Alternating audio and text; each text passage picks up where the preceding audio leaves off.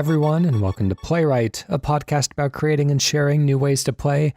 My name is Ryan Hamann, also known as H.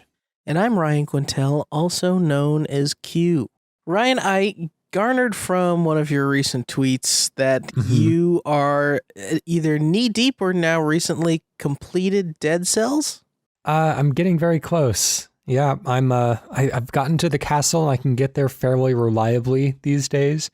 But man, that area still kind of kicks my butt a little bit. I was just saying, so I am actually in a very similar position. I'm getting to the castle. Spoilers for anybody that is playing Dead Cell. I don't know how big of a spoiler that is, but for the life of me, there just seems to always be some room with some combination, some horribly toxic combination of guys that end up kicking my butt. Yeah, well, the thing is that they've got the mage fellows who shoot through walls, and so that encourages you to get to them quickly. But oftentimes then you find yourself surrounded by a couple of those long spear guys or the tornado sword fellows. You find yourself in real ugly spots really quickly. So have you found yourself gravitating towards specific weapons in this whole thing? Like, is there a loadout that once you get it, you're like, oh, it's going to be a good one? Just get turrets as soon as I can and buy nothing but purples when you get the upgrade scrolls, and you're good to go. Because towards the end of the run, you'll start getting colorless weapons, and so that will be upgraded by the most powered up skill. And so, yeah, as long as you just dump everything in a purple, then you're going to be happy sailing. You know, it's funny that you say that because I think I have also, unless this is like the known tactic and I just didn't know about it because I don't talk to anybody about it, but I think I've had my best runs with purples as well. I actually specifically have a lot of luck when I get an ice bow. I think the rhythm of the freezing, and then ideally I get like a good maybe crossbow or something, heavy crossbow that kind of shoots multiple arrows at the same time. That 1-2 freeze arrows, and then you can lay down turrets. Or I like a good ice grenade too.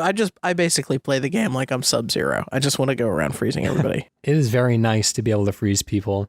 I once found a very powerful, it's like an aura around you, a circle around your character of what looked like knives or something, where just anything that would get close to you would just be obliterated. It had a long recharge time, but it was really nice to just be able to basically stand in anyone's face and just watch them get torn to shreds. That's great. I'm still so far away. So I went for essentially getting the health flask stuff as soon as I could. Maybe that wasn't the right thing to do, but I think that's a good move. Okay, because I am at the 3 health flask thing, and I keep looking at other things going, am I neglecting large portions of this game just to dump it? There's not that many super useful upgrades from what I've found so far, actually. Yeah, I'd love to get the gold reserves and the recycling up one more time, just because it's just get that economy going faster. Things are getting pretty expensive as I get into those later levels. Yeah, I just got the 4th health flask upgrade. You do get some really nice upgrades once you beat bosses, and you can get kind of like a one-time just dump whatever you got from the boss specifically into these very special metrics that you can't reach any other way. And so that's nice. It has more of a permanent feeling to it. But yeah, overall, I think the most important thing is just prioritize getting the runes. And then once you got the runes, then you're good to go. Fair enough. Well, we're both entrenched, and now we have to come take a break from our Dead Cells to pitch new video games. Yuck. That's right. Well, it's your turn to go first today. So what are you going to bring us? After just saying yuck, I can't possibly present anything, right? Okay, so my pitch this week is a Call of Duty mode that spans every era of Call of Duty. So 2 massive teams. Think of it as Battlefield sort of level teams, maybe 64, 32 versus 32. Or, you know what, Battle Royale exists. We can go 50 versus 50, 100 versus 100 even. You have essentially pools of troops that you can deploy, and each team has troops from the major Call of Duty engagements. We'll call it World War I, II, Black Ops. Have they ever done a World War I game? Maybe they haven't. Okay, well, we'll even go that far back. We'll do World War I, II, Black Ops, and, Modern Warfare, Black Ops, and then, of course, all the crazy wall running, Advanced Warfare stuff. And essentially, you get to spawn as any kind of troop that you want, so long as that pool still has troops in it. So essentially, the people who are obviously from the later eras have a huge advantage, but losing them early in the match could mean that you're trying to fight your way through the end of a match with only World War II weaponry and troops, which would not be very fun. Maybe a World War II character doesn't know how to drive one of the modern vehicles or something like that. They just can't get in those things, or they can't heal someone in the way that a more modern person can. So that's the basic pitch. I'm sure we can refine it and make it much better. All right, starting the clock. So this might be a stupid question, but is there one pool for each team, or is there a shared pool that, the people who die early, obviously the worst players, get to draw from the pool first, and almost like that new Smash Bros mode where as soon as you play as a character, they're eliminated for everyone to use?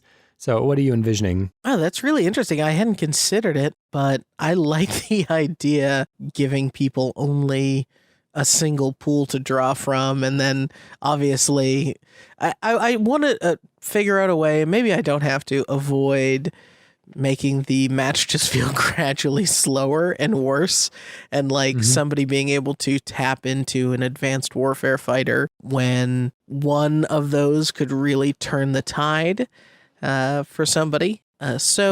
Maybe it's two separate pools, but you're going to have to either communicate with your team of okay, let's not go ham right away. Let's not take these initial great troops because we think that the enemy is going to be harder to defeat later on. It would be interesting if we can even kind of extend outside of the Call of Duty, whatever they've done previously, and kind of open this up to warriors throughout all of history, almost like a For Honor type thing, where you have the majority of your players are going to be like the World War II, World War I, Vietnam War, Iraq War, Iraq War II, all of these wars that we're very familiar with. But, every once in a while you'll get like a knight or somebody armed with a crossbow, or like a ninja or something. I don't know.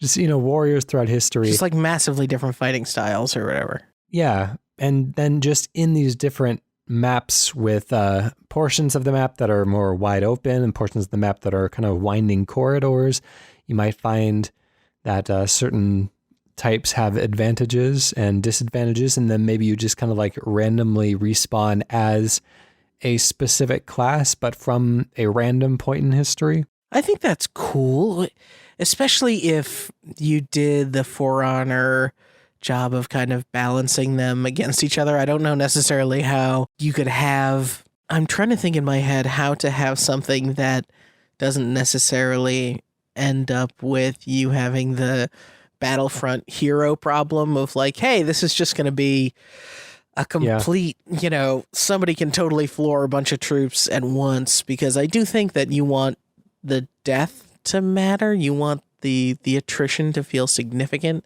in a way of we really bungled this. The easy answer is just to balance them all, which you can do. That's not an unrealistic ask. Just give the warriors without the ability to wall run and use jetpacks some other thing that makes up for it. That's more kind of historically accurate. And, fine. That's fine. But that's kind of an easy solution.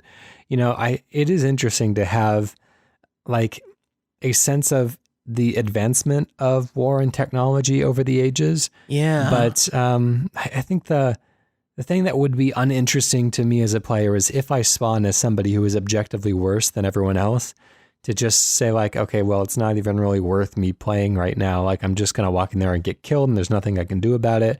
I'm just going to have to wait till I respawn as somebody else. I might as well just run off the building. Okay, so you just actually put my mind in a totally different space, which is, what if you tie forget about the Call of Duty license, what if you go a little bit more Age of Empires on it, and you get into maybe there's a some sort of meta game, or as you advance into enemy territory, or as you claim certain spots on the map, you're able to advance an era. And so the Okay. teams that are advancing through the era then start spawning the new, more powerful troops, and suddenly you become less worried about destroying the enemy team and more worried about advancing your own team.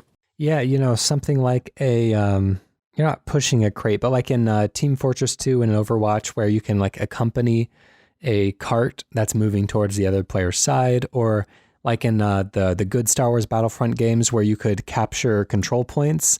And, you have in that game, or in those games, it would reward you with more troops as the match went on. But yeah, we could always kind of tap into that. And as you control more control points, then you progress through history. Yeah, okay, that's cool. So like if you control whatever, like 3 of the 5 points, then you just are watching like decades tick up. and maybe it's not just totally the sort of Age of Empire, oh, you've entered the Bronze Age, now everything is automatically better. But as the decades start going, just like new guns start becoming available, and like so that it actually blurs the eras together. You're like, okay, well, these are the World War II guys, but they have body armor because they got enough decades so that they've got that tech, but they don't fully have the call in the chopper and run an assault tech. I think if as far as owning control points, that feels like a very binary thing, and so this kind of gradient evolution is cool, but the difficulty I see is that there's kind of an unknown amount of time in between these engagements, in between controlling control points. And so, if it's a gradient thing and your character is slowly evolving, then it might take longer than expected to catch the new control point, or it might happen very quickly. And then suddenly the gradient needs to catch up. I think it makes sense to just kind of automatically get period appropriate weapon for whatever age you are advancing into. But again, I'm not married to these ideas, and so we can certainly explore. Yeah, okay. So let's say that it is a full tick over.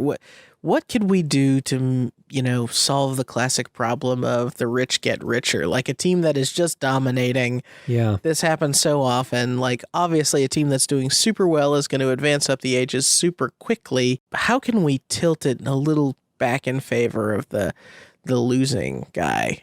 Yeah, maybe that's not a huge problem, because in the original Star Wars Battlefront games, that is kind of the way it worked, that as you lose troops, like you have fewer on the field and your numbers always go down when you get on a worse foot. And so you really are trying to fight back quickly, and it really heavily incentivizes you to go and get that next control point and not just focus on killing people, because ultimately it was a numbers race in Battlefront, but those control points gave you so much of an advantage that it really pushed you forward. And if you don't have that push forward, then people might just resort to camping and picking people off. And, I just like to keep a little bit more momentum going. But I see what you're saying, and I thought about that too, and I'm not really sure. We'd have to go into play testing.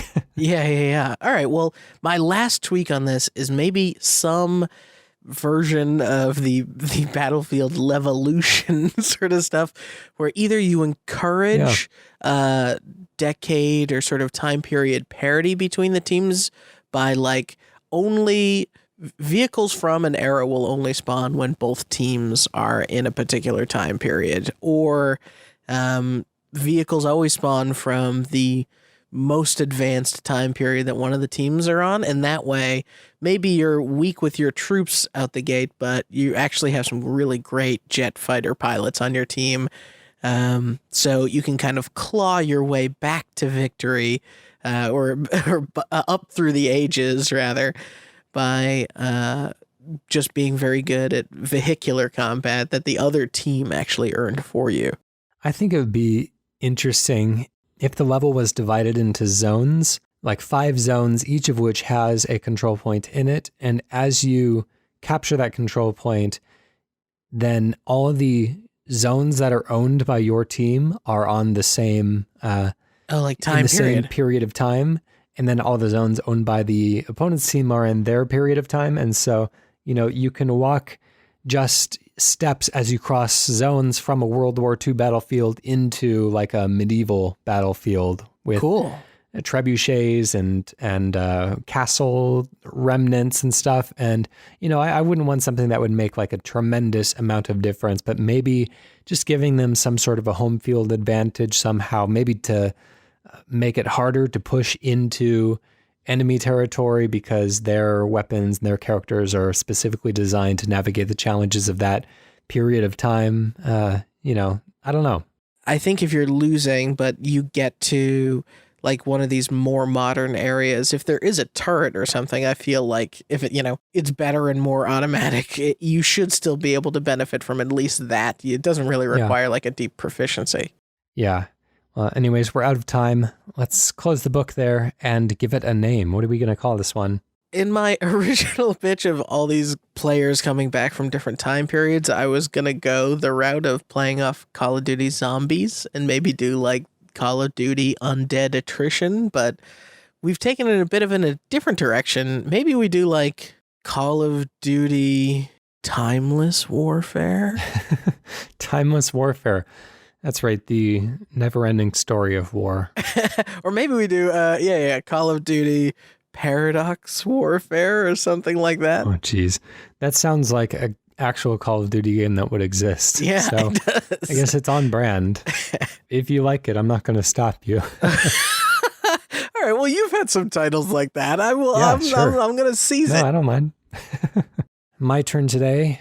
What I want to do is create a third-person shooter with Smash Bros-like mechanics where as you shoot people, they become lighter and you can more easily ring them out, get them, knock them off of the stage. And that's ultimately, shooting them isn't going to kill them. It is purely the force of heavy third-person shooter hits that send people flying. And so, yeah, I'm basically just pitching a 3D Smash Bros. Projectile-only based game. So we'll start the clock. I like this, and I could see them doing this with like a crazy mode in Splatoon as well. Yeah. What does the arena look like in your mind? We're doing a lot of shooting today, by the way. I know. I was just thinking about that. So, yeah, I like the idea of, is this kind of one of those Smash modes where there's just enemy after enemy coming at you? I mean, I know it's not Smash in theory, but in spirit. Yeah, sure. I mean, I was thinking it makes a lot of sense as like a multiplayer thing, but you can certainly throw a horde mode in there as well. Like there's nothing wrong with that. I think that ultimately you'd have primary weapons that just do chip damage and that raise the enemy's percentage, or however we choose to demonstrate it here. And then you've got maybe your heavy hitting weapons, the ones that you can use to really get some punch behind it, and just try to knock people either off of the stage into the wide open sky or through very specific holes in the surroundings that you'd have to aim very carefully and get them to fly through. But when they're at a high enough percentage, then you can really bounce them around the room and such. I kind of like the idea of portions of the off the map stage feeling like a skee ball table. Mm-hmm. Yeah. And then kind of having the feeling of, hey, I can try and aim you when I knock you off to getting into a particular point zone or something. So trying to think of the scale of this, I would want something that is small enough to where ring outs can reasonably happen, but not too small, because as trying to balance these ranged weapons, I don't want everyone to be able to shoot each other at every single point during the match. I want some places to hide and to run to and to create a sense of movement. I don't want it to just be like a Mexican standoff type thing. Maybe something like maps the size of the maps you used to get on, Custom Robo and the GameCube, or I don't know, but, something manageable with a few buildings or things to hide behind. But still, when somebody finds you, then they can deliver that final wallop. What do you think of trying something or giving a spin here of, I assume there's like a melee attack along with the gun shooting? Yeah, sure. I kind of like the idea of bringing in the Smash concept of just straight up spawning like different types of weapons that occasionally fall. Like the idea of a hammer spawning and being able to get control of that is like very enticing to me here. I'd also like to work with explosives, whether they're grenades that you can throw, and those would obviously be the heavy hitting ones. Even like a remote detonated, like a motion sensor bomb like you'd get in GoldenEye, or one that you can detonate remotely when you see somebody walk onto one of your traps. That would be a great way to send people flying as well. Now you've actually got me down the path of wishing this is like a couple weeks ago, your pitch. I almost want to have a tower defense mode to this where you're like lightning characters so much that when they hit your planned explosives, it's like a horde mode. You're kind of lightning characters, and as they're trying to get to your base, they explode and go flying off into random directions. So I'm trying to think about how much of a distinction I want between, do I want people to be starting off with a fairly rudimentary arrangement of guns like you would get in a GoldenEye match, where you have to find all the useful ones somewhere on the map, old school Quake and Unreal Tournament style? Or do we want people to be able to kind of choose a class and then each of them are equipped to handle the entire match, and they can find upgrades and such, but they come in knowing the class and they can perform as that class specifically? I like the idea of having maybe a Fortnite-esque level of character sort of customization. In that way, are you thinking that you'll have like the sort of Donkey Kong types and the Kirby types? If your loadout was entirely dependent on what you find on the floor, then really you got to come in with an open mind and you got to be proficient at whatever you pick up, which is kind of fun. It's very Dead Cells-like in that way. But if you are able to choose your class, that's essentially just like choosing your fighter in Smash Bros. And getting good with somebody in particular and specializing and knowing their weapons and knowing how they feel, knowing how heavy they are, and just getting everything that comes with the familiarity. I like the idea of doing something where, I mean, maybe there's both and there's like the Mii fighter equivalent of, well, I don't have to choose, I can get both things, but the idea to me of having a preset cast of characters, knowing their movesets and knowing their timing, especially if they're like melee attacks or I don't want to say Soulsian, but certainly have a certain rhythm to them that you can come to expect, or they have their own different mechanisms, because I imagine throughout this whole time, like you're getting lighter too, right? Yeah. And as you get shot anyways. I like that, so like circle strafing and like bunny hopping are both totally used tactics in first-person shooters. And I love the idea of a bunny hop actually having some sense of you losing your connection to gravity as you do it. You're kind of, as you get lighter, you're kind of hopping higher and higher around. Yeah, and maybe if you're in the air, then you're vulnerable to getting shot out into the sky, and you kind of leave yourself open in that way. So there are lots of ways to potentially get somebody out of it. Maybe it's like a dome that you're in, and as soon as you exit the dome from any direction in these 3 dimensions, then you lose. Or you could do the sort of modern cheat of there's the dome, like you just continuously lose health or something as you're outside of it. So the longer you're there, the more it sort of goes. And that could actually play into if the arena itself is shrinking or transforming in the way that a Smash Brothers stage does, where there's, things to dodge. I love the idea of so many Smash Brothers stages feel switching and dynamic as everything's happening.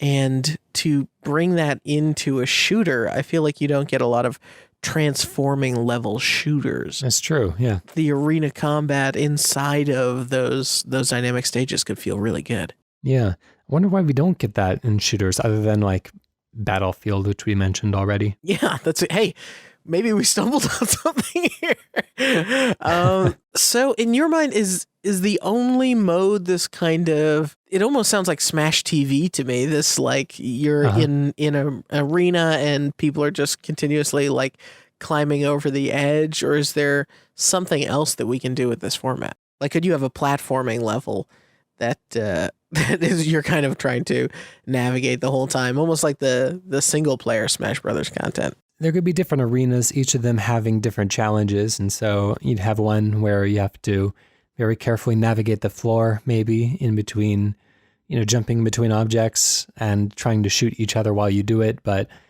ultimately, I think the core of the idea could be applied to a lot of different setups. Yeah. And I like the idea of a quick, very fast four player only competitive mode where you're able to shoot each other and slowly untether yourselves from gravity until the players go flying off the ground and die in space like it's a bad Star Trek episode or something. Yeah, well, I love the big dramatic like explosions that you get in Smash Bros. Whenever somebody gets a ring out. The entire side of the screen just lights up as they are, I don't know, obliterated from reality. Anyways, let's call that one there. Yeah, I think we're just about out of time. To give it a name, I guess I'll just call it ShootOut because you're trying to shoot people out of the arena. It's not terribly clever, but it'll do. Love it. And then people can argue about what characters they would like to see added to it for years. Hey, you got Isabelle. Aren't you happy? I guess. I don't know. It's fine.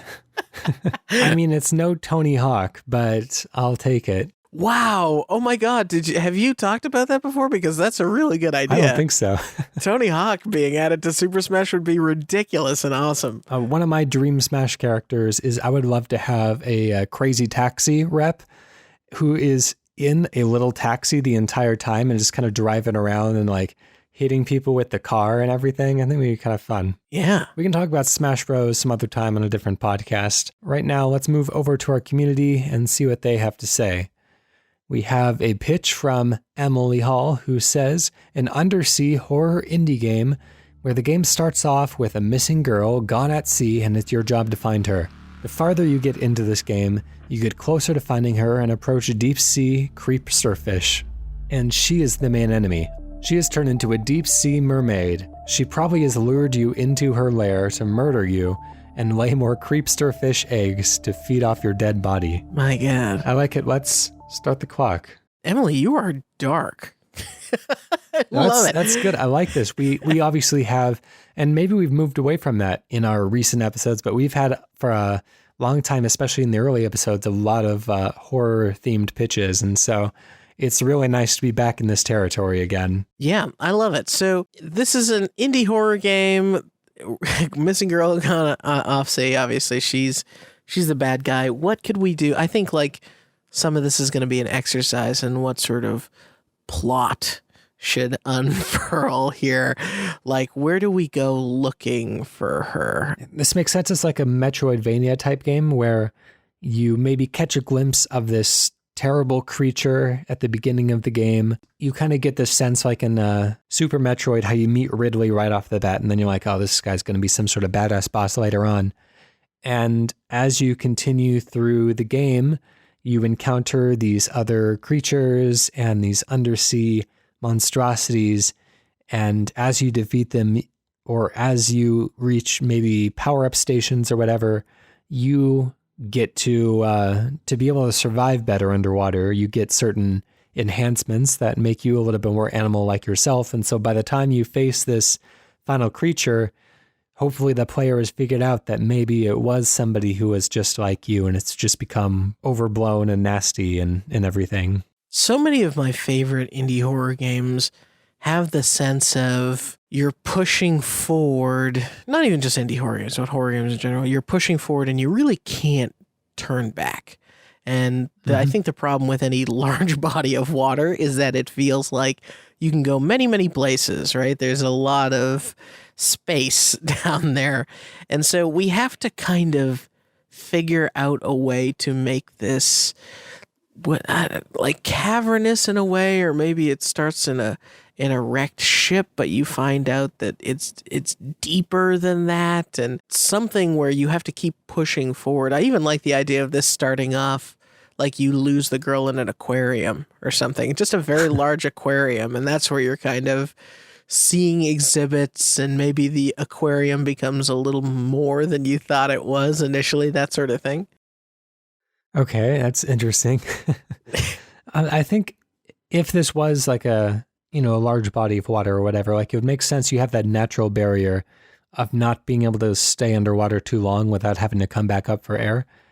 And so you can get these power-ups along the way, things that allow you to breathe underwater, for instance, that would open up more and more of this map of interconnected tunnels or bodies of water or aquarium tanks or whatever.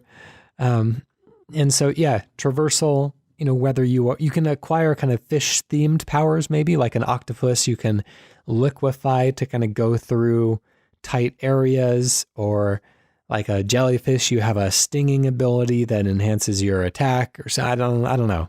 I think that's cool, and now you can bring in some of the Subnautica elements of you can maybe even catch certain fish and use those fish to, like, maybe you yourself need to stay alive, like add in that personal survival aspect of it. There's some level of fatigue, or there is something that has always scared me as I consider it, which is someone being left out in the middle of the ocean, and it's not like hunger or a shark that gets them, it's just the exhaustion from having to stay afloat.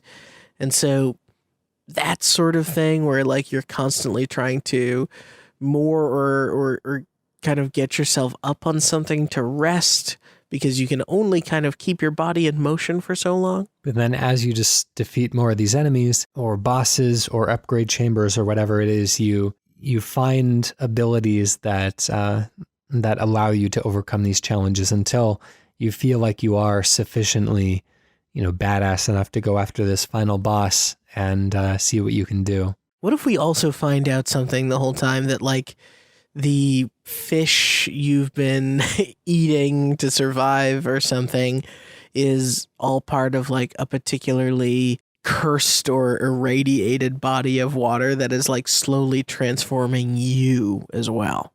Mm-hmm. Yeah. I mean, I like if it's tied to upgrades, because then it's like a choice that you're making, and you get that moment of realization at the end, like, oh, this creature was just trying to survive and was doing everything she had to do to adapt to the new scenario, this new environment. And ultimately, I'm no better because I'm doing the exact same thing. If it's blameless, I think you have less of that moment of like feeling guilty about it. But, just this kind of slow transformation over time, I think is powerful.